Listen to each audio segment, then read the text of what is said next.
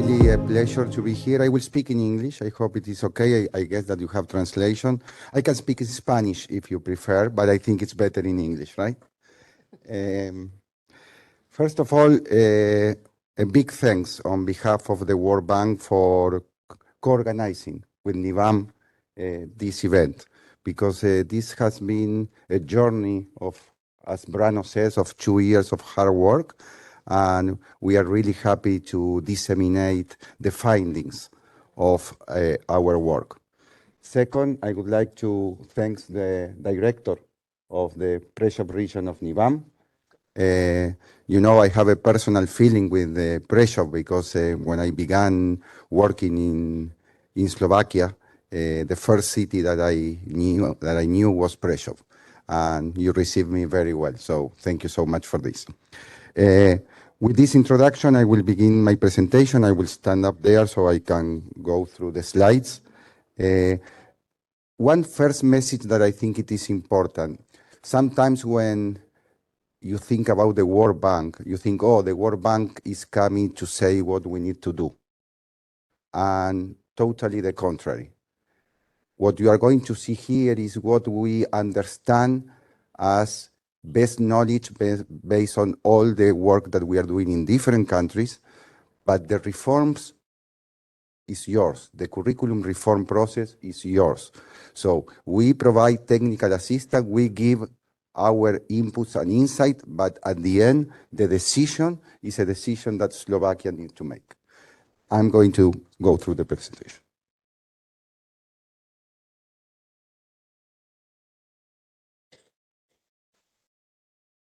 Do you see well? Yeah? So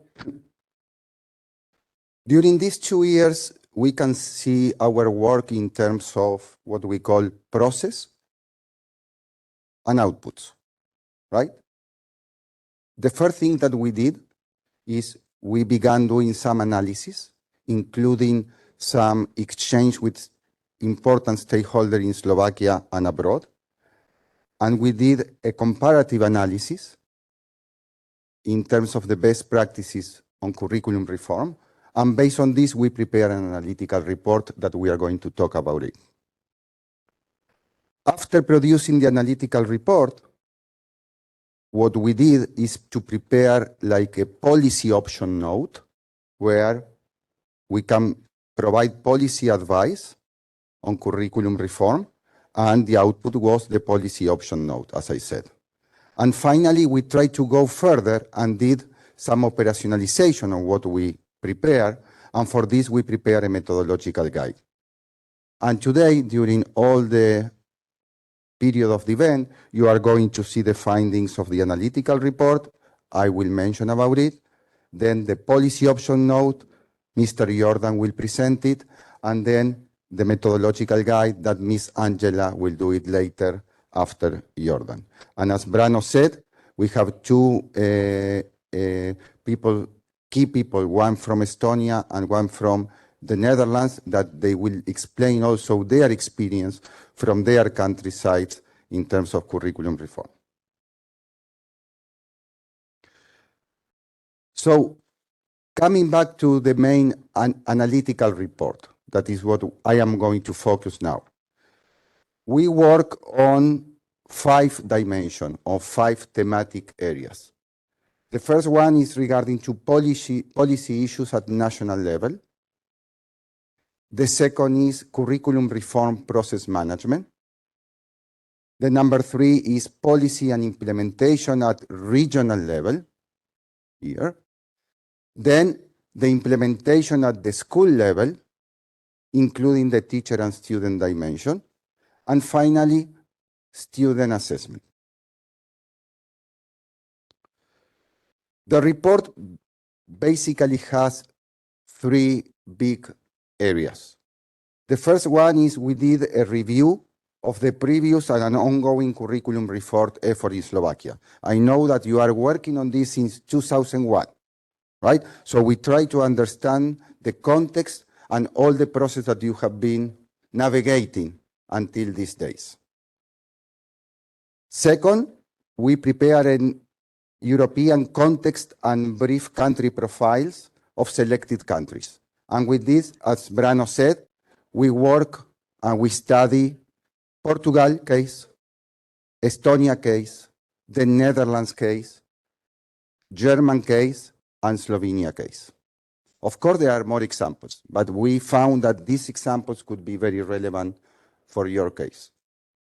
And then in the report, we provided a selection of lessons learned that are presented as key messages, and I am going to summarize next. And as Brano said, all these documents will be available for you in the website. In some moment, Nivan will tell you when this will be available, and also will be translated into Slovak. So, going direct to the point, in terms of the key messages for the curriculum reform, the main messages are the importance of consistency and continuity,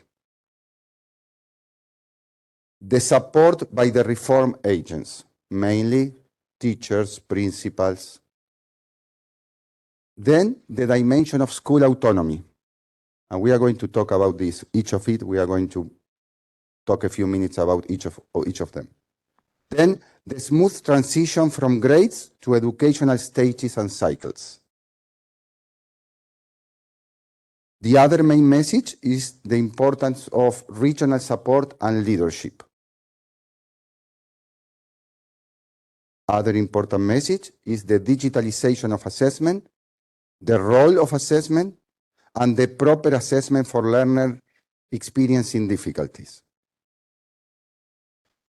And finally, that the curriculum reform must be inclusive and that the civic education is desired for better learning outcomes. So now let's go one by one and let's try to identify the main messages here.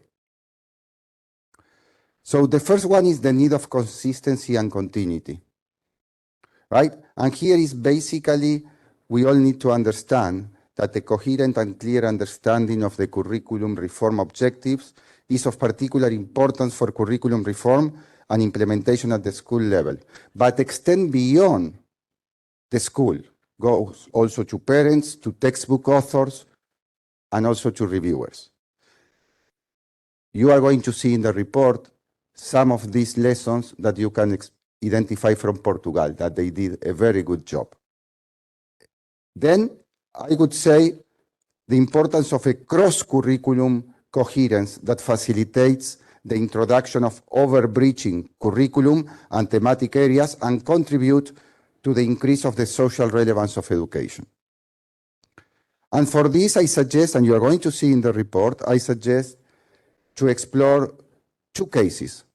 The one of Slovenia that has a bottom approach, and the example of the Netherlands that have a top-down approach. And today you are going to listen to an expert advisor of the Ministry of Education on the Netherlands regarding the curriculum reform. And finally, and what I think is most important, is that there should be a fine balance between standards, curriculum, and autonomy. And believe me, this is not easy to find the balance. And again, I think the case of the Netherlands will illustrate this much better. The second message is regarding to that there is no reform has a chance of success without the support of teachers. I'm not going to enter in details this because here I understand that some of you are teachers, some of you are part of the staff of NIVAM, so I'm not going to explain you how important is your role, right? But it is clear that the support of teachers it's very important in terms of enhance a very well-designed intervention, that it is key what we call the professional development of the teachers, and that the professional development network play a role in helping educators to understand, internalize, introduce, and sustain an enhanced curriculum framework. And here, not only the Netherlands, but also Slovenia is a good example of what it has been done. Then to the school autonomy. This was the third message. And this is something that sometimes we all struggling. Oh, autonomy to schools, or autonomy, right, to the region. And basically what we learn analyzing different countries is that in high-performance country schools, autonomy with accountability is based on the culture of trust, where the teacher is recognized as a professional. And the culture of trust and level of school autonomy are mutually reinforce each other. And my main message here is that the school autonomy is multifaceted, right? And should not be interpreted narrowly, restricted purely to curricular aspects. There are other aspects like leadership within schools, content within curriculum document, communication of the implementation process, etc. Here, I don't think that you can see it properly, but I will explain to you. Here, I would like to emphasize with this graph that school autonomy with accountability is important for achieving curriculum-related goals. And if you can see the graph, in the bar above, you have Estonia. And in the bar below, you have what we call the OECD average, right? And this graph, what describes is the percentage of decision taken at each level of government for public lower secondary schools. And what we found is that in the case of Estonia, more than 60% of the decisions are made through the region and school levels. And the performance is above the OECD average. So it shows that the importance of the school autonomy and the power of the region is very important in terms of obtaining learning outcome. Of course, each country is different, and you need to respect this context. This is just an objective view, but again, this depends a lot in terms of the political economy of each of the countries. But the process of school autonomy in some countries looks like a very good approach. Then the other message was that a new temporal structure from grades to basic educational stages, in our view, helps to focus subject syllabi and external assessment. Managing the temporal structure of a general education system, as we all know, is not easy since it's usually determined to some extent by historical context. And I know this. And I came from a region from Latin America where I worked for 20 years, and also we were working with grades and not stages. So I understand what is the situation and what are the difficulties. But optimizing the temporal structure often can be met with strong professional and social resistance and factors such as teachers' nostalgia. And I am aware about this. And it's a reality, and this is what I think there is a need for a cultural change that is not easy, but I think this is a good way to go. And finally, that the core elements in the temporal structure in successful school education systems are the educational stages, not the grades. And these correspond with the subject syllabi design and assessment philosophy adopted in the country. And for this, again, I think that the example of Estonia is good to explore. The other message that we were studying is that support to implement reforms should be steered regionally, locally, and require strong leadership at local and school levels. I think this is very important. You have some examples that you are beginning to work with your regional support centers in Slovakia. Also, Slovenia has networks encompassing various schools. The Netherlands has networks rolling continuous professional development. Estonia experience in attracting, retaining, and developing good quality of school leaders is a good model to see. And of course, in terms of school development plans, these plans serve to contextualize a national curriculum to the school level.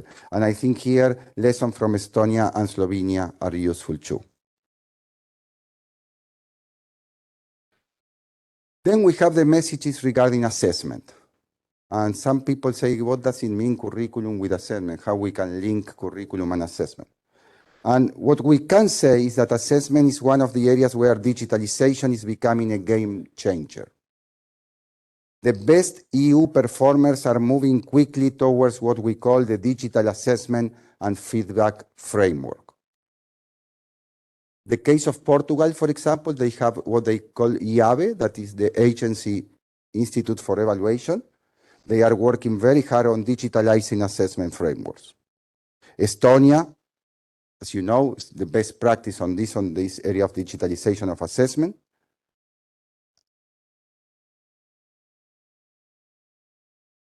But it's important also to understand that assessment should evaluate if the curricular goals are achieved, not to set them. I think this is an important message. The relation between curriculum framework and assessment need to be clearly structured by answering the question, how should or shouldn't contribute to the delivery of the curriculum? And here we will hear from Rien the importance experience of the Netherlands in terms of how assessment is influencing the curricula. Finally, on the area of assessment, we understand that assessment plays a fundamental role in attaining equity and access to quality of education. And in this sense, the case of Portugal was very important, and we have been working these 2 years with the former Minister of Portugal, Nuno Crato, that probably many of you know. And he has a quote that I always like to repeat, that is, a challenge in education is the only instrument for poor people to progress, but this is achievable only with standardized and independent external evaluation. The other message that we would like to share with you is that the curriculum reform must have a correct focus on being inclusive. And here I think it's very interesting to learn the experience of Estonia again, because if you are not going to see the details of the graph, but I can explain to you, the underachievers, the lowest performance students, the lowest performance students in Estonia are on the par with the average performance report by the other countries. I think it's clear, right? Who is performing worst in Estonia even are in the same level of the OECD average. And for this, there is a huge policy of inclusion that makes possible to have these results. So what did Estonia did in order to be more inclusive? Okay, first, setting up a support system was, they understood that it's not a one-off act, it's not one time. And it took several curriculum renewal stages. Second, that it is important to provide support to teachers to better their capacity to address the needs of students, mainly students with disabilities. And 2 education policy aspects are typical for Estonia. The first, high degree of school autonomy and individualization of education have been projected into its approach for supporting these children with disabilities. And finally, the last message is the issue of civic education that is growing in importance and is projected in renewed core education objective and targeted learning outcomes. Civic education should not be only think as a standalone subject, but also as a subject that could be inserted in an interdisciplinary way with other framework of different subjects. And various approaches in terms of civic education, we can see it in the report through the experience of the Netherlands, Portugal, and Estonia. Thank you very much.